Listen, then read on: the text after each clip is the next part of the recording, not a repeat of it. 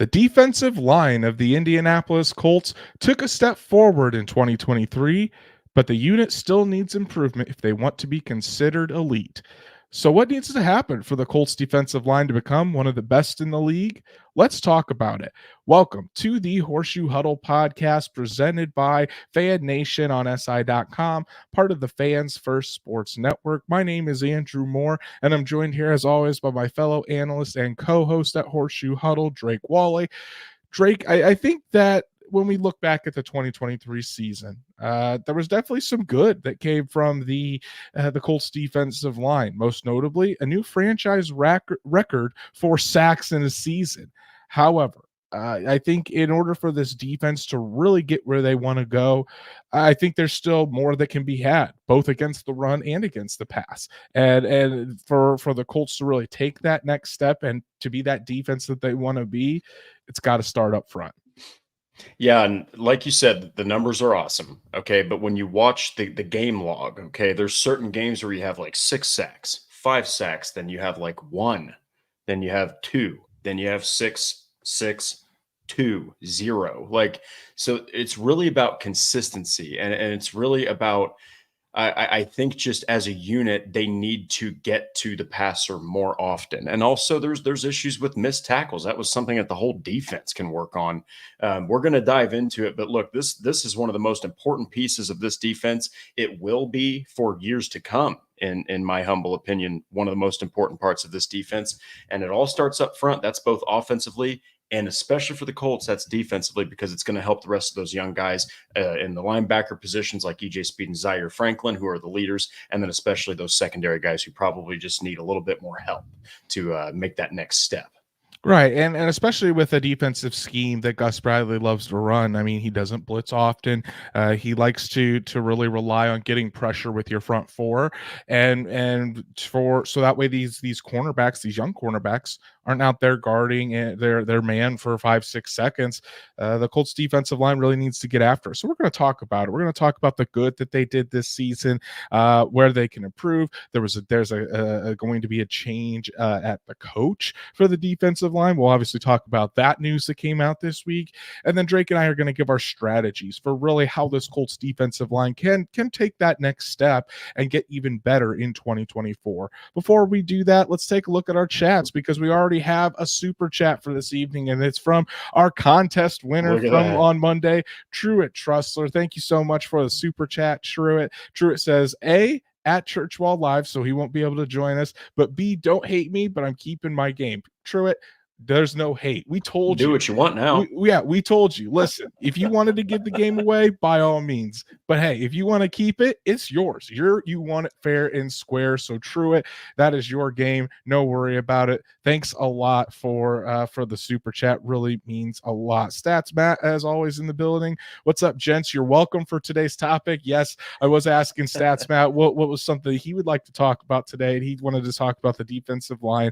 He said, I think there are 3 main spots to improve the pass rush: Kwity Paye, the depth behind Grover Stewart, and the scheme up front. And we're going to talk about all 3 of those things here today. And of course, the GOAT is in the house. Logan Schmidt, how you doing, buddy? Hope you're enjoying better weather than we have been here in Indiana, up in Wisconsin there, Logan. Hope you're staying warm and enjoying things as we get as hopefully winter is coming closer to an end. But thanks for joining us. And as other people roll in tonight, before you do anything, go follow us on all of our socials, like Horseshoe Huddle on Facebook, follow at Colts on FN on X, and subscribe to the Horseshoe Huddle YouTube channel. Hit that bell so you know when Drake and I go live every Monday and Thursday night, and for special breaking news episodes, especially when we get to free agency, so you never miss us and never miss any breaking news. But if you can't catch us live or on YouTube, Apple, Spotify, Google, wherever you listen to podcasts, we're on there as well. So make sure you subscribe, give us a 5-star review so we can reach other Colts fans just like you. So Drake, let's talk about it. The Colts defensive line and how they can become an elite unit in the NFL. Now, I think when we're starting out, as far as pass rushers are concerned, they don't really have an elite pass rusher. What I mean by that, they don't have someone like a Myles Garrett, a TJ Watt, a Micah Parsons. I think DeForest Buckner is one of the elite defensive tackles as far as rushing the passer, but someone that you can rely on to get that usually gets 15 sacks a season. They just don't have that. However, what we saw in 2023 was really a pass rush by committee. 4 guys with over 8 sacks. I think the Colts were the only team in the NFL to have that. So while they didn't have a dominant pass rusher by any means, they certainly were able to get around the quarterback and bring them down for 51 sacks, which was the 5th most in the NFL a season ago. Yeah, and look, I know that this might be a little bit distant in the past, but the Eagles not long ago had this super duper, just across the board, just relentless pass rush. Now the Colts are not on that level of when they had 4+ guys over 10+ sacks. But look, they were close. That's the thing. They had 4 guys at 8+ sacks.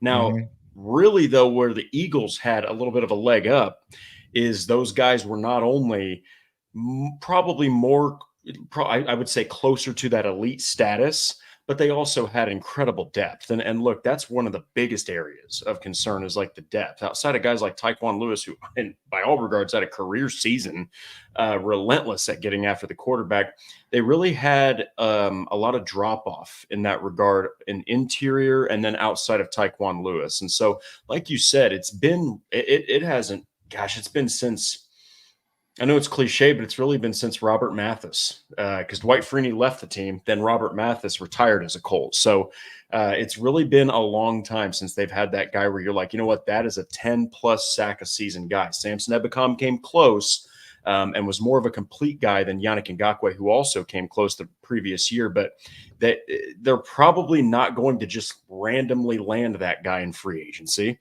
They're probably not going to get that guy year 1 in the draft. So they need to try to figure out whether it's scheme or whether it's depth or whether it's just, maybe blitzing a little bit more, going against Gus Bradley's tendencies. They need to figure out a way to try to get more and more consistent pressure. That's the big word, is consistency, because at times they look like a top 5 unit at getting after the quarterback. I mean, there was one game, I know it's the Patriots, but look, Dio Dengbo had 3 sacks in one game.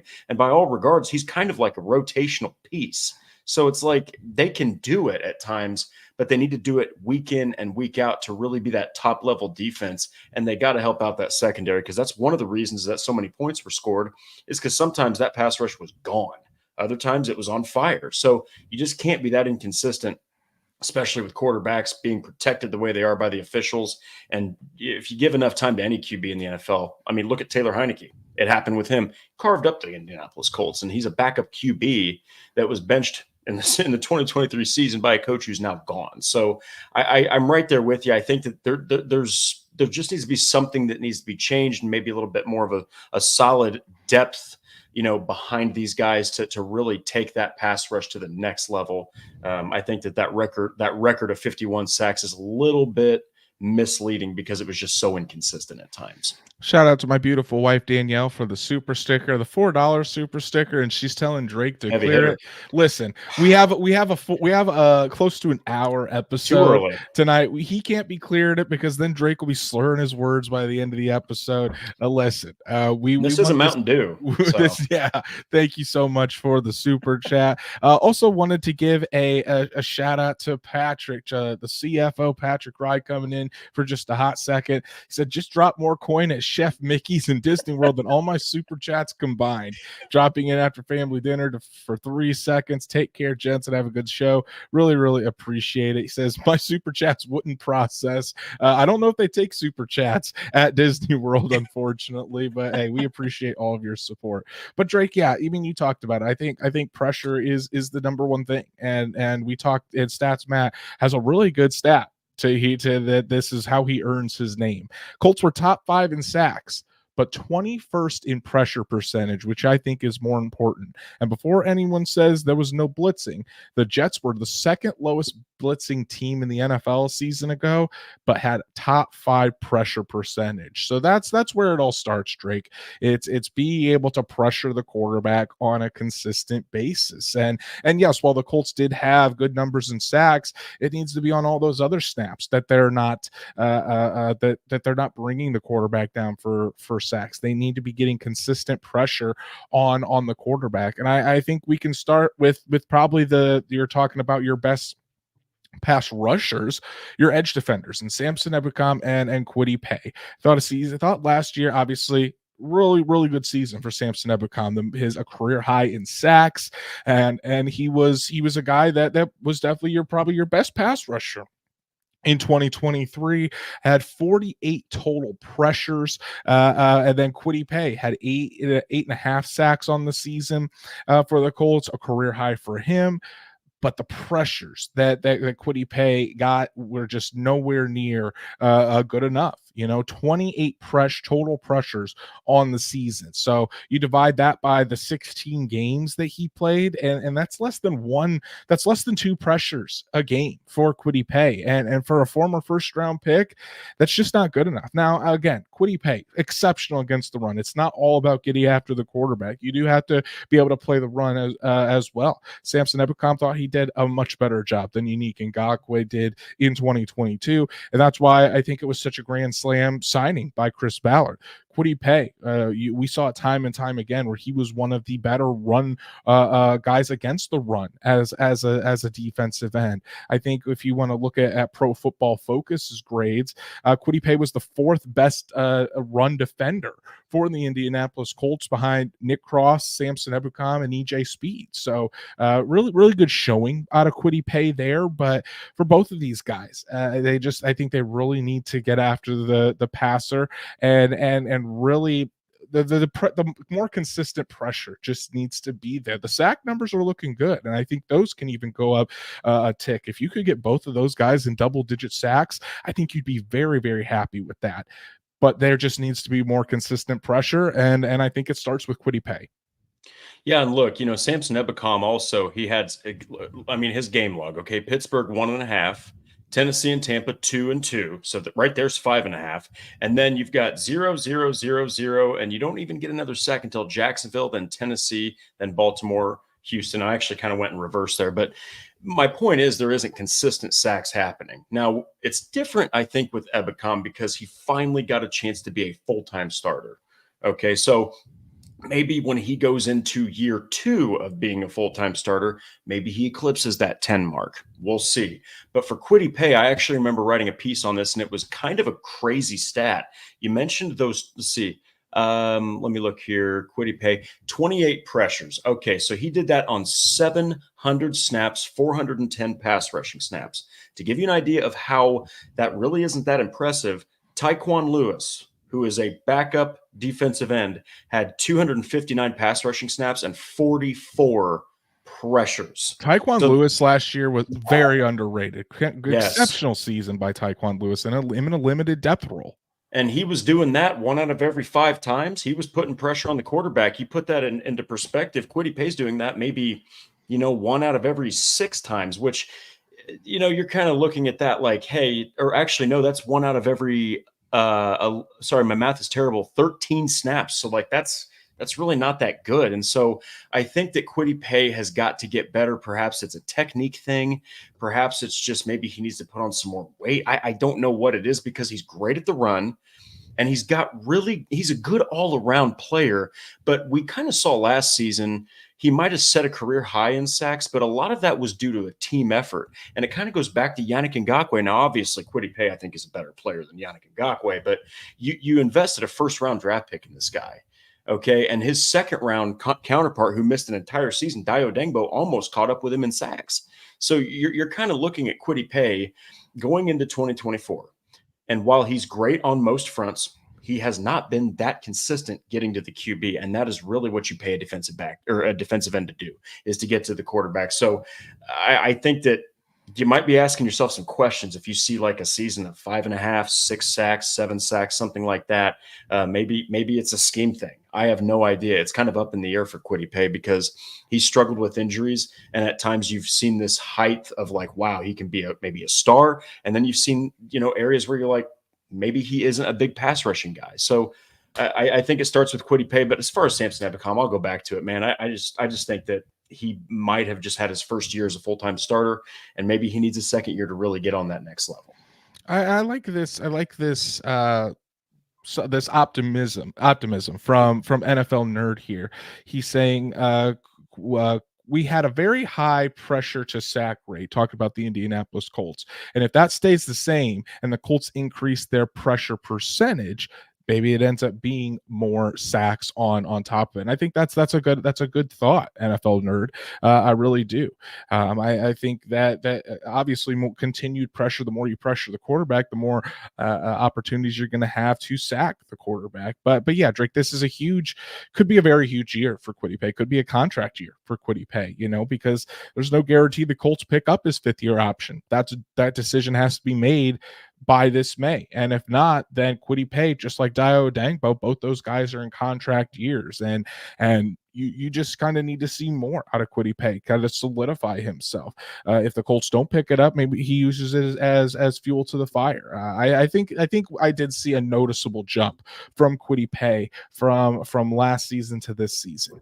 He needs to take that next jump. And if not, then the Colts could be looking for help elsewhere along the defensive line.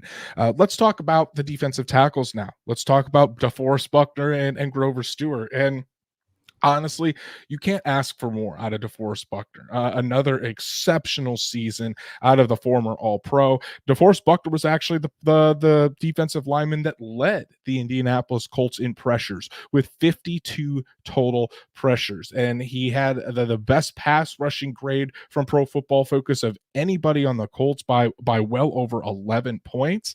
And if you want to talk about defensive tackles in the NFL, DeForest Buckner, I think, was second in the NFL as far as pass rushing grade from the defensive tackle position. So it's just a really good season out of DeForest Buckner. And as far as getting after the quarterback, you can't ask more than what Buckner did on a consistent basis for this team. Yeah, I mean, you're talking about 52 pressures and 495 pass rushing snaps. I mean, that's actually a pretty damn good rate. And I think that when you talk about Buckner, it's really hard to find anything he needs to improve on. I think it really comes down to, I mean, he was tearing it up in San Francisco, but you have to think they had a complete defensive front. Okay, there was a lot going on that opened up more opportunities. And look, I don't care how good you are. If you have more around you to help you, especially on the defensive front, you're going to get more sacks. You're going to make more stuff happen. I know Myles Garrett's generational, but he had Zadarius Smith this season. Those two absolutely destroyed quarterbacks. And so I think that Buckner just really needs, kind of going back to what Stats Matt mentioned, they need more pressure on that quarterback to where he isn't getting double teamed. As far as Grover Stewart goes, obviously that ridiculous suspension kind of limited his season. He only played 11 games. But I mean, as far as a defensive grade, did fantastic. His run defense grade, that's never going to change. Fantastic in that regard. But he's not a guy that is going to get a lot of pressure on that quarterback. He just isn't. That's not his thing.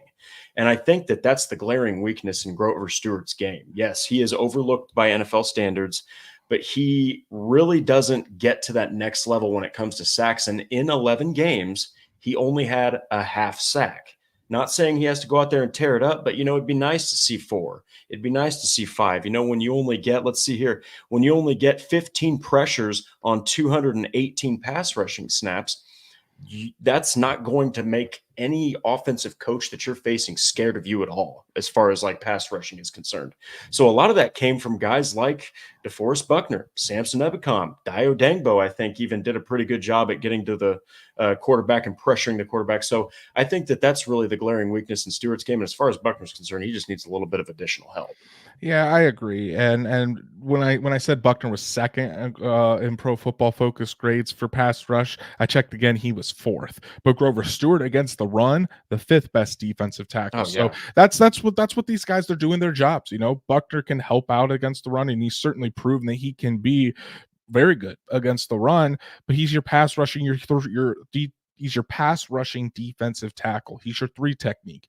Grover Stewart's that nose tackle, that 1 technique, who is there to stuff the run and eat up those blocks so that the other guys have free lanes to get after the running back. And, the Colts run defense, talked about Grover Stewart when he was out with that suspension, Drake, you're right. The Colts run defense they weren't very good this season in the first place, but man, they were atrocious without Grover Stewart. So that's definitely an area that they're going to need to address this offseason, whether it's via free agency, via the draft. They need better depth at that spot, at that run stuffing defensive tackle spot. But again, I'm not worried about Buckner or Grover Stewart. Yes, Grover Stewart is an impending free agent. I would fully expect him to be back with the Colts. They love Grover Stewart. They feel like he's 29 years old or something like that, but they don't feel like there's been a drop off in production. So I'd fully expect him to get another long-term contract with the Colts,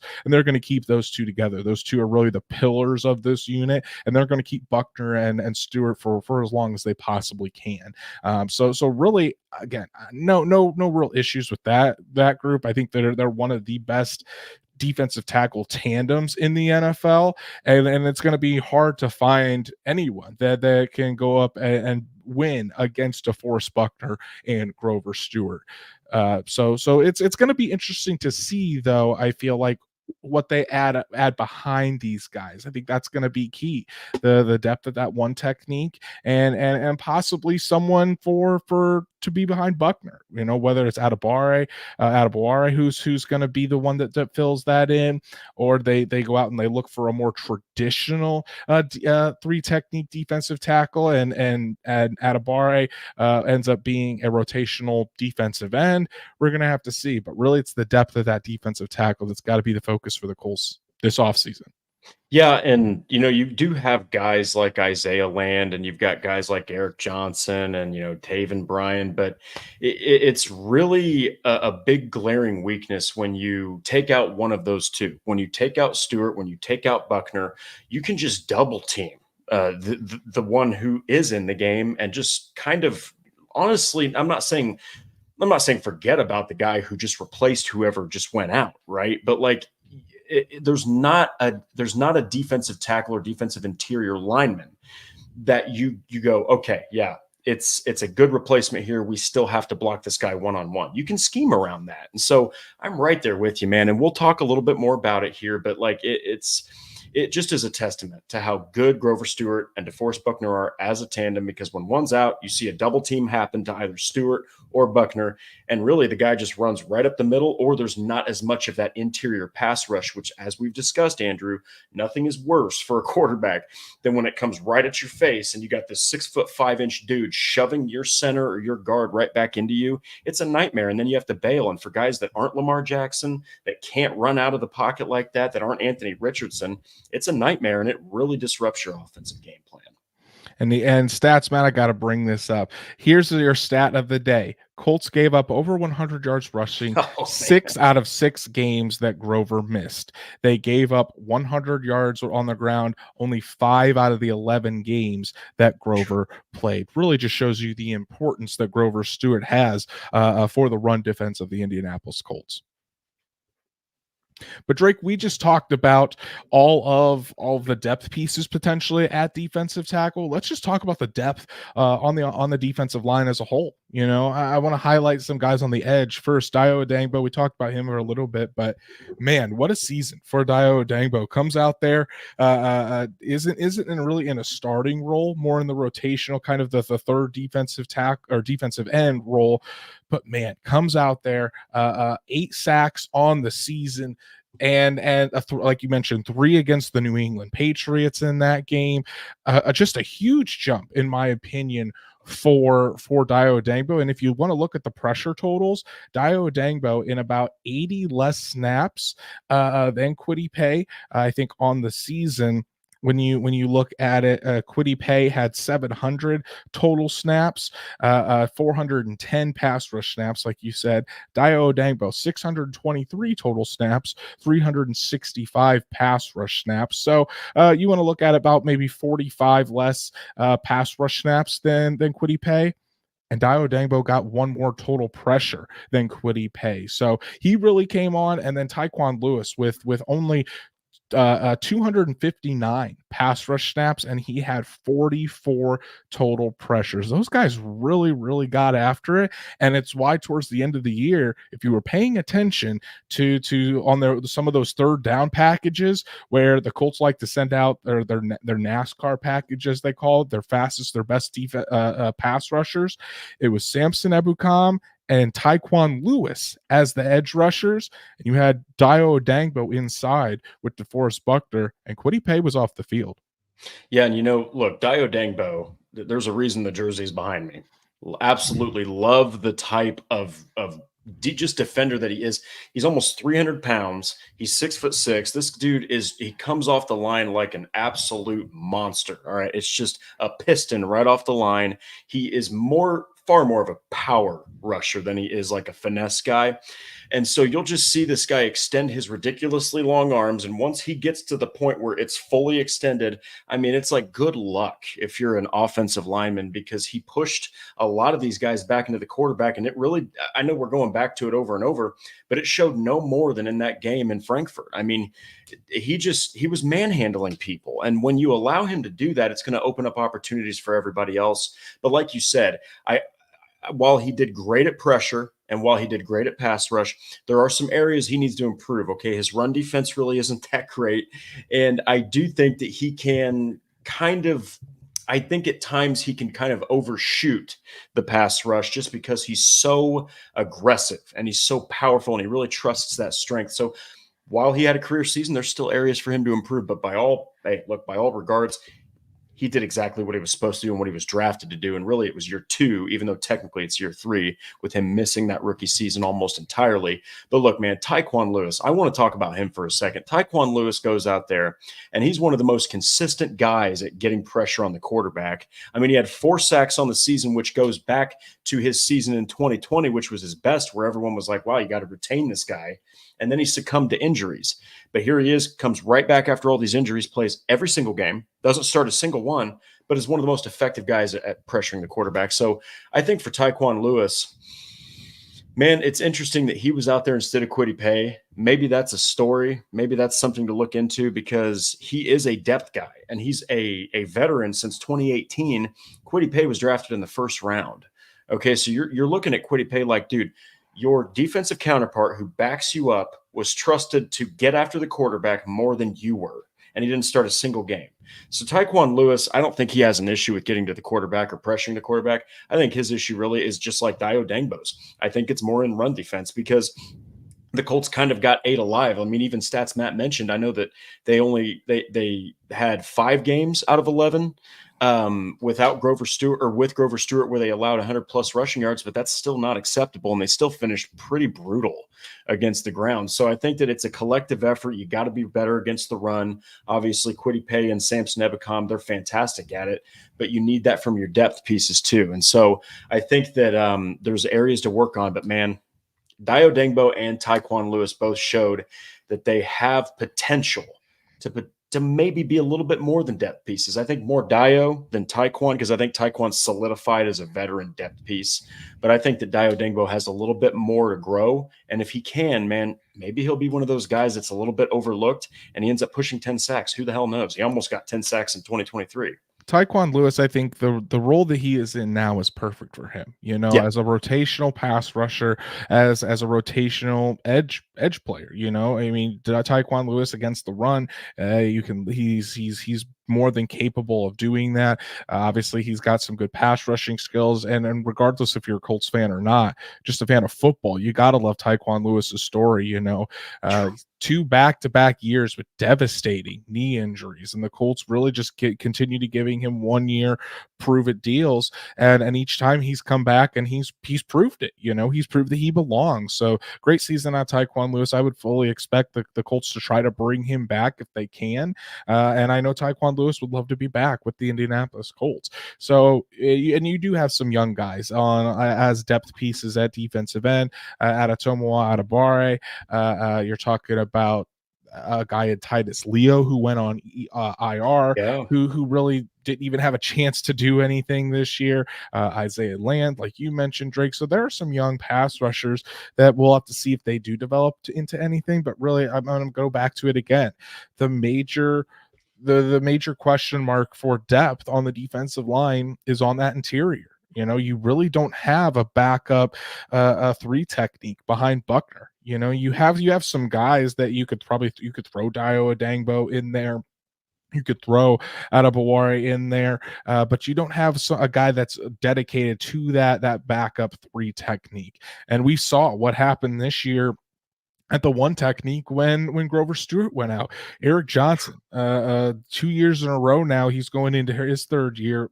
I haven't seen anything that warrants him holding on to that position.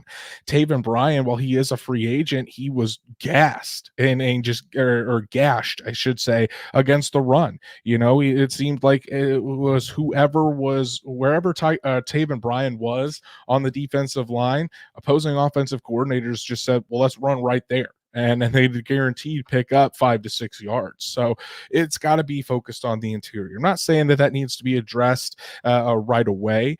You could look for a cheap veteran option, or if you want to go the draft route, that's a potential late day 2, early day 3 that you might want to look at trying to grab someone there. So it's going to be interesting to see what the Colts do.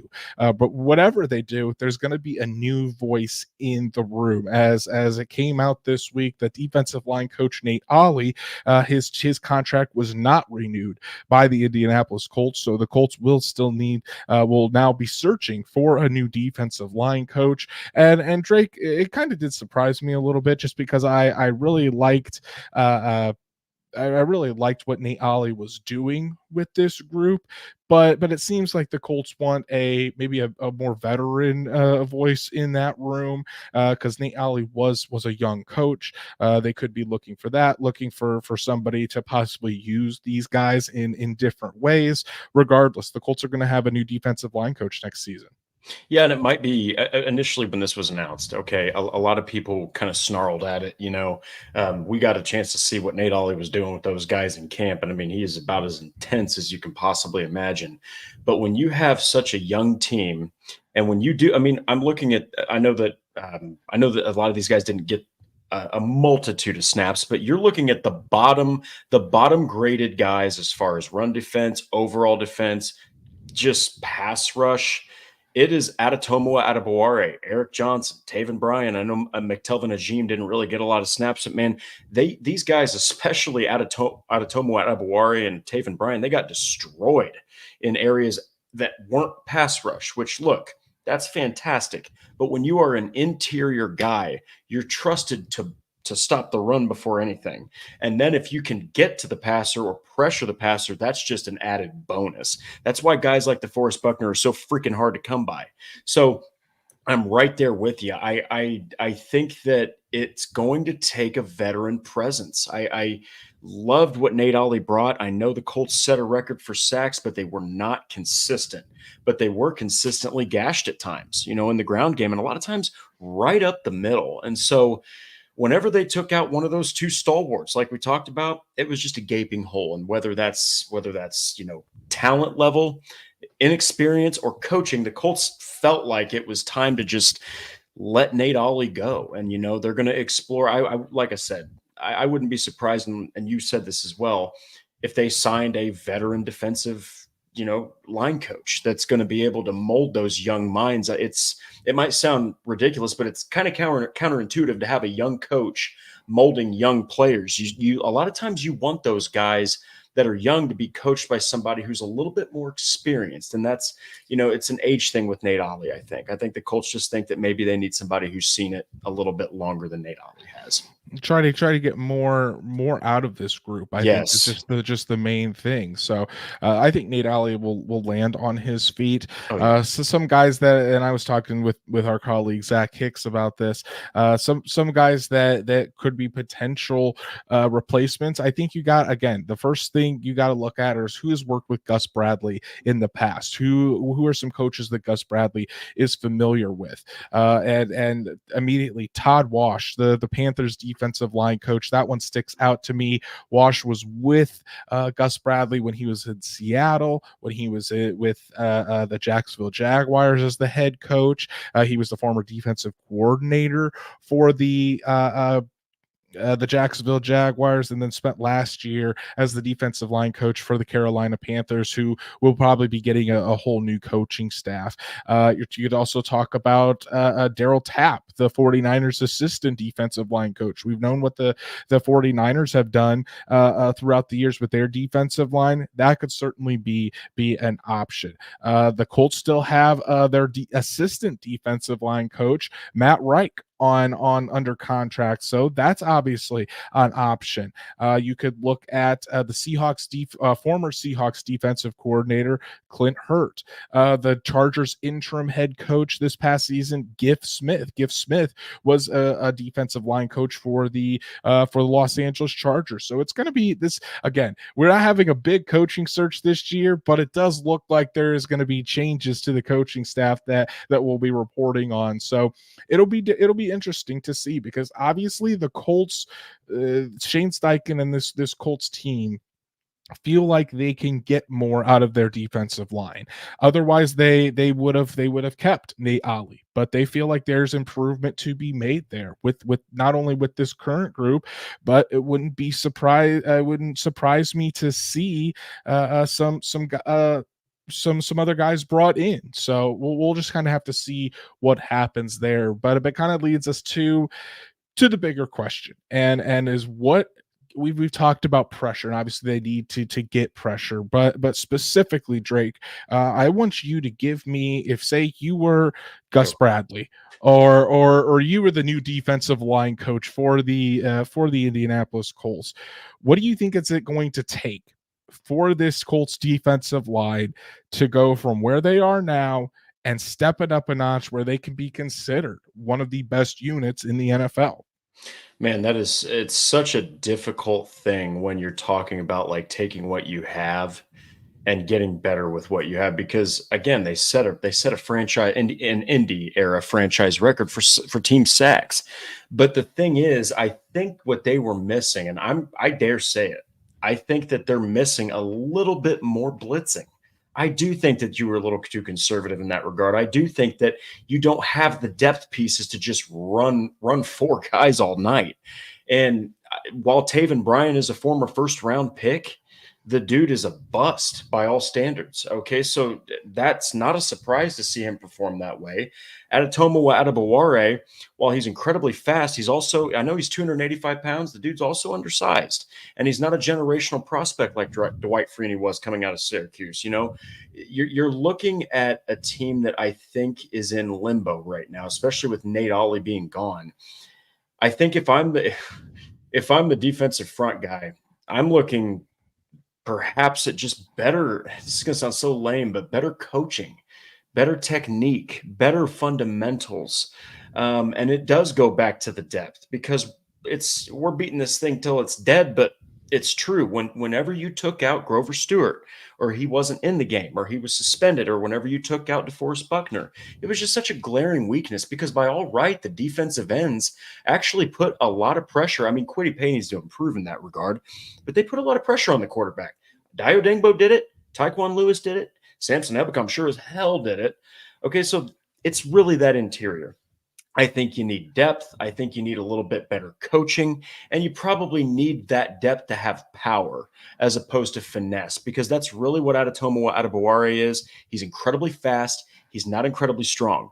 Taven Bryan, he's incredibly quick, and his best work was against pass rushing snaps, but the guy is a freaking ghost. He's an open door in run defense. So you need more power in that interior to back up Stewart and to back up Buckner. So that's what I would do. I mean, I'm not a defensive line coach, so it's really hard to say what that would take, but it probably would take just better fundamentals if I had to guess, because the Colts clearly felt like Nate Ollie wasn't doing the job. So like you said, I wouldn't be surprised if they brought in a veteran. And it's interesting you mentioned the Panthers defensive line coach from last year, because I know they sucked, but if you look at their grades and you look at the pressures and you look at the consistency, they were actually probably overall better than the Colts were. in that regard as far as a whole front. So it'll be interesting. I think that that's a wide open position that nobody knows who the hell's gonna take it really.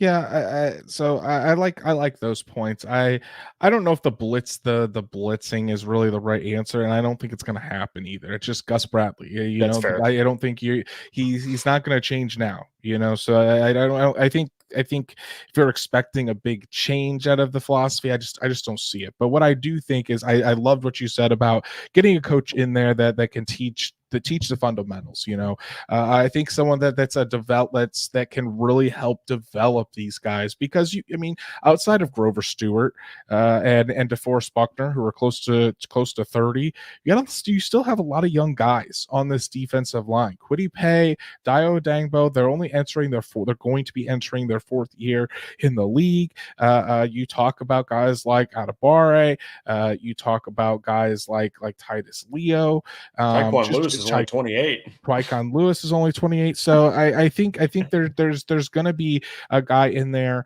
that could not, I don't know, shake things up is the right word, but just focusing more on the fundamentals and getting this group to work better as a unit. You know, think of what Tony Sperano did on the other side of the ball with the offensive line. They got them working together as a unit, really focused in and drilled the fundamentals to these guys. Quentin Nelson, this has always stuck out to me, because Quentin Nelson, ever since that I've studied and watched him back at Notre Dame, he was always obsessed with the details and obsessed with his technique. And one of the things that he mentioned a couple times when Chris Strausser was the offensive line coach for the Colts is he just felt his fundamentals and his technique was slipping.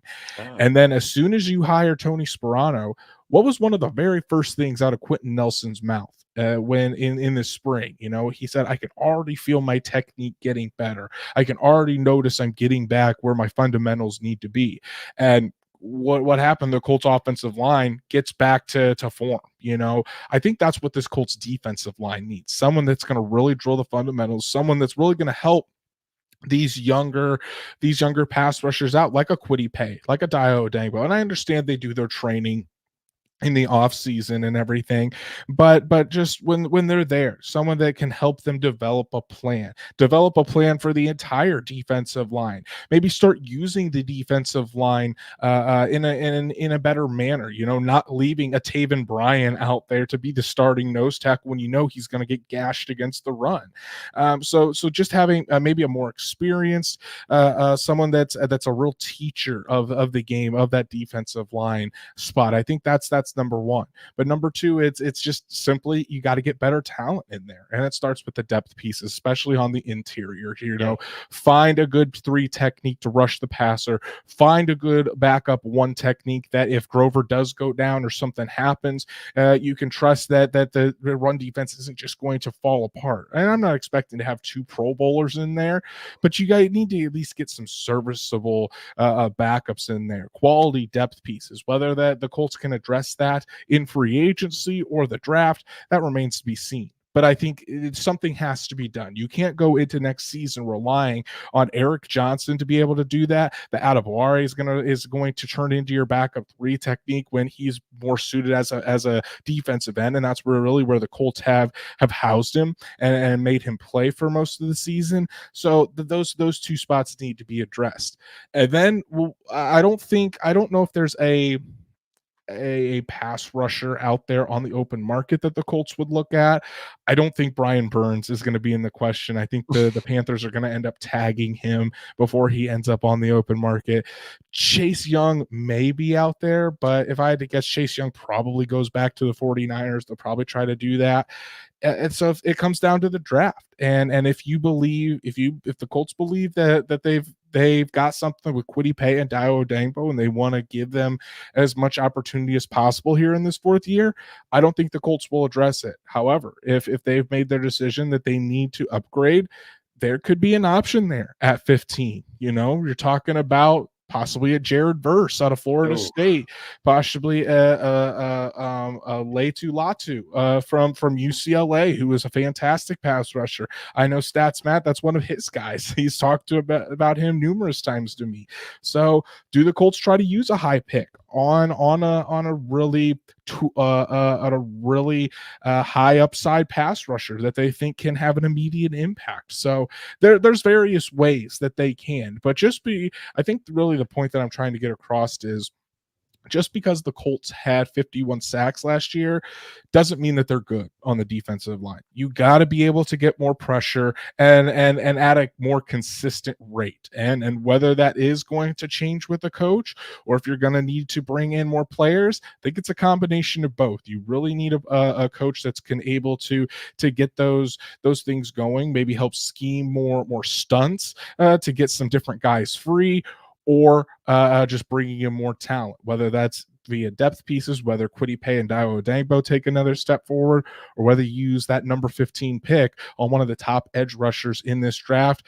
It's going to be very interesting to see what the Colts do on the defensive line, but that honestly may be the key to this defense under Gus Bradley really taking that next step, is if that defensive line group takes the next step and becomes one of the league's elite groups and can consistently get after the quarterback.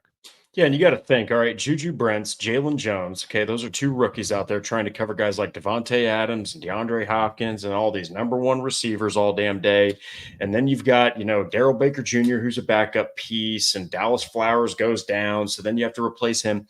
You asking those guys to cover when you can't get consistent pressure on the quarterback, it's going to make them at times look absolutely ridiculous, okay? And in fact, that 75-yard bomb, I know that Nico Collins absolutely torched Juju Brents, but there was no pressure on C.J. Stroud in that. I mean, he was able to wait until the cut, probably 10 yards down the field on that post to throw it.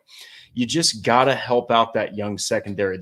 This is still one of the top 5, probably top 3 by all regard, youngest teams in the entire league. You got to get depth. You got to get fundamentals. And until you get that, you're probably going to see this team torched again. So, look, I know that I don't think they're playing them in 2024, but look, the AFC is a bloodbath, okay? Jim freaking Harbaugh is in the AFC now, okay? This conference is full of talent. You can't afford to not get consistent pressure on quarterbacks in this conference, okay? So I'm right there with you. We'll see what happens, but I think the Colts, by letting Nate Ollie just go, all right, and I think that their assistant DB's coach, they also let him go, okay, Mike Mitchell. By them not renewing their contracts, they're saying we are going to frivolously search for the right guy. They went through like 4 waves to find their head coach, who then hired a ridiculously talented offensive staff. Rest assured, I think that they're going to try to hit the right guys in these positions, and especially whoever's coaching that defensive front, they're going to try to get the right guy and try to maximize that young talent that they still have and make whatever years Grover Stewart and DeForest Buckner have left the best ones that they can possibly get. And I know we've been focusing in, a lot of Colts fans have been focusing in on like a wide receiver or a cornerback for the draft. But hey, listen, Dallas Turner out of Alabama, Jared Verse out of Florida State, Leatu Latu, I'll get his name right eventually before the draft, out of UCLA, Chris Braswell out of Alabama, who is an absolute freak of nature athletically. And what does Chris Ballard always like to do? Draft those athletic guys. So he could be an option. Braylon Trice out of Washington, Chop Robinson out of Penn State. Oof. There's a lot of interesting names. Not all those guys are going to go that high, but if you're going to look at a pass rusher early, there's a lot of interesting names that the Colts could be targeting. So we'll just kind of have to see what happens. But I definitely think it's a position that the Colts are considering and really seeing what all of their options are moving forward. So before we end tonight, let's talk about some of the latest Colts news and rumors as we wrap up talking about the Colts defensive line. And to start off there, I wanted to give an update on Jim Irsay, because there was an article that was published by the Indy Star today that kind of shed some light on the situation, and wanted to make sure we talked about that this evening. So if you haven't read it yet, basically the Indy Star published a report that the 911 call for that night that police responded to Jim Irsay in his home, that call was released, and it was made by the Colts COO, or the president COO, Pete Ward, a guy that is basically Jim Irsay's right hand man. Around 4:30 in the morning, it was Jim Irsay's home nurse that told Pete Ward to call 911, and what it was revealed is that Jim Irsay had shortness of breath, and it was probably contributed to, this also wasn't public, but to his congestive heart failure. So it looks like Jim Irsay has been diagnosed with congestive heart failure, and according to the report, his oxygen reading was at a 71. And for those that aren't sure what really that means, a normal person, their oxygen reading is usually at a 95 to 100, somewhere in that area. That just is talking about the amount of oxygen that is typically within your blood, and his was down to 71, which, when you hear the reports of Jim Irsay getting blue in the face and having trouble breathing, that could contribute to that. And there was, instead of there being an overdose like everyone jumped to the conclusion of. So that's why, when the Narcan was distributed to Jim Irsay, it maybe helped a little bit, but really didn't have the full effects that Narcan should. Probably because it doesn't seem like a drug overdose was the actual cause of the call. It was more of an inference by the police officers on that police report than anything else. So a couple of things that stood out to me, Drake, was obviously still want to keep Jim Irsay in your thoughts and prayers. He's dealing with a lot. Congestive heart failure is a very serious disease, and while it can be treated, there's not something where there's not a cure. It's not going to go away. Jim Irsay will have this for the rest of his life. How serious it is, we don't know. There haven't been any other reports as far as what Jim Irsay's status with that respiratory illness. This very could be part of that. We don't really know, but it does seem like Jim Irsay is dealing with some very serious medical issues right now, and you just hope he pulls through. Yeah, and look, this is just an example that sometimes the journalism world jumps to conclusions, and they hold somebody accountable for their past mistakes. And I was actually the guy for our channel to write about that at the time, and everyone really thought that oh my gosh, this guy has gone right back to his old habits. And now, with this situation, things are just going to slowly trickle out. Colts fans, everything's just going to slowly trickle out, and we truly are at the mercy of the moment at times. Okay, so all that you can say is like, hey, it's great that that it wasn't a drug overdose, but it's terrible that it is a congestive heart failure. But I'll say it again. You're talking about a maverick of the business. You're talking about a guy who is about as tough as they freaking come when it comes to an owner in the NFL. Outspoken as hell, fearless. If he can get back to any capacity of running the team, he's going to do it. And you just hope that, as these things continue to release and these reports continue to come out, that, they're more positive. But like you said, it's something that's getting treated right now. All you can do is just, put Jim Irsay and his family up in your thoughts and prayers. And, hey, the Colts truly do have a real one in Jim Irsay. So be proud of this guy, that he's the owner of the team. And it's great that it's not a drug overdose, but man, it's also terrible that it happened to be a heart condition, which really explains that respiratory issue. Because when your heart's going too fast, or when you don't have enough, oxygen in your blood, you're going to lose breath, which goes back to that respiratory illness. So obviously we'll keep you guys updated for anything else that we hear, any other breaking news that happens on this story.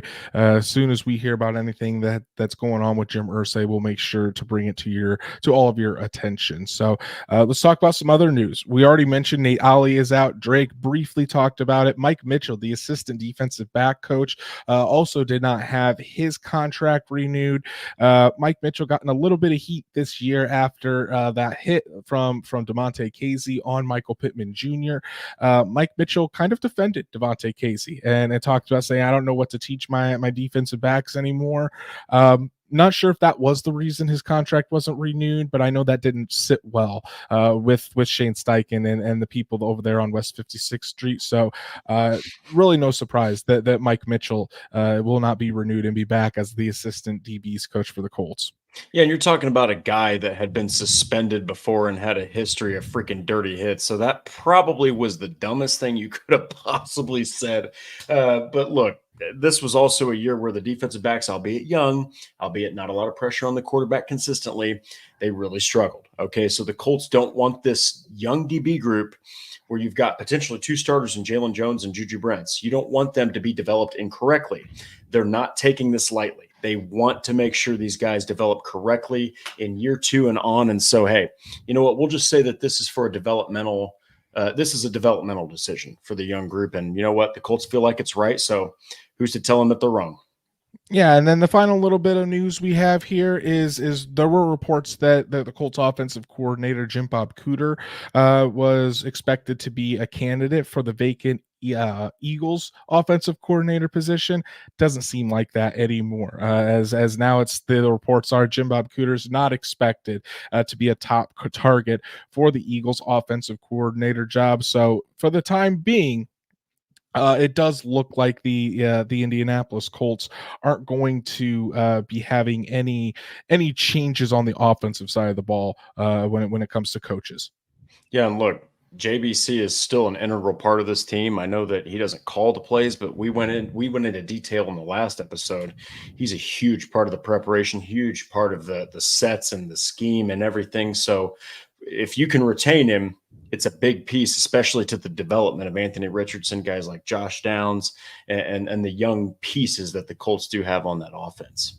Yeah, exactly. So, but hey, Drake, the defensive line, I think there's plenty of promise here, plenty that you can build on, especially with this group.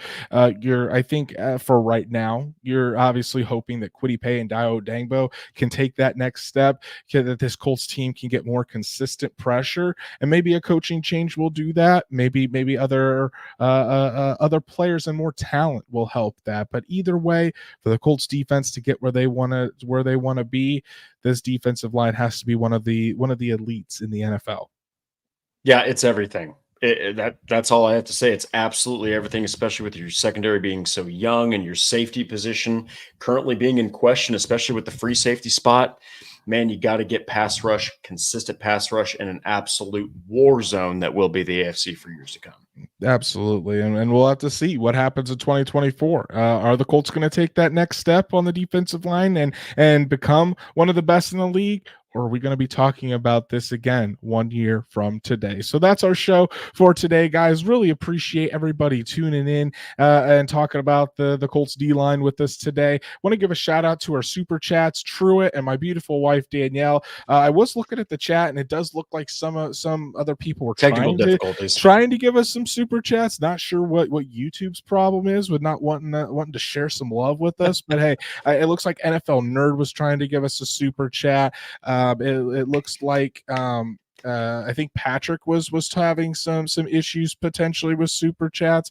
But hey, if you did, we really do appreciate you attempting to give us a super chat, and we'll let you know if it actually does reach us on the next episode. So really appreciate everybody tuning in and all of your support as always. If you haven't done so already, please go follow us on all of our socials, like Horseshoe Huddle on Facebook, follow at Colts on FN on X, and subscribe to the Horseshoe Huddle YouTube channel. Hit that bell so you know when Drake and I go live every Monday and Thursday night, so you never miss an episode. And if you can't catch us live or on YouTube, Apple, Spotify, Google, wherever you listen to podcasts, we're on there as well. So make sure you subscribe, give us a 5-star review, so we can reach other Colts fans just like you. Drake, go tell the people what you've been writing on horseshoe.com, because we're all going to be checking it out. Yeah, so I did 3 free agents who could have a major impact with the Colts. I covered Mel Kiper's ridiculous draft prediction, but I kind of did it more from the side that the Colts should keep Michael Pittman, so go check that out. And then the 5 best performances, individual performances from the Colts 2023 season, so go check all those out as well. Make sure you give those a read. For myself, I had the top 5 players top 5 graded players on the defensive side of the ball for the Indianapolis Colts. And then tomorrow, got a special piece coming out on Michael Pittman Jr. Did plenty of research on what a potential contract extension might look like for Michael Pittman. Looked at Chris Ballard and what he has done with wide receivers since becoming the general manager of the Indianapolis Colts. And then I took 4 wide receivers who had similar production to Michael Michael Pittman for the 2 years prior to them getting their extensions, to try to help compare and give a realistic number for what it might take to lock in Michael Pittman Jr. for the long term. So make sure you check that out, as well as all the fantastic writings on horseshoehuddle.com. Go follow Drake at D Welster Drake. You can follow me at Andrew Moore NFL, and we'll be back Monday night to talk more Colts football with you. And next week is Senior Bowl week. So Drake and I got you covered from all the ins and outs of what the Colts are going to be looking for down there in Mobile, Alabama. So everyone, enjoy your weekend, and we'll see you next Monday night to talk Colts and the Senior Bowl.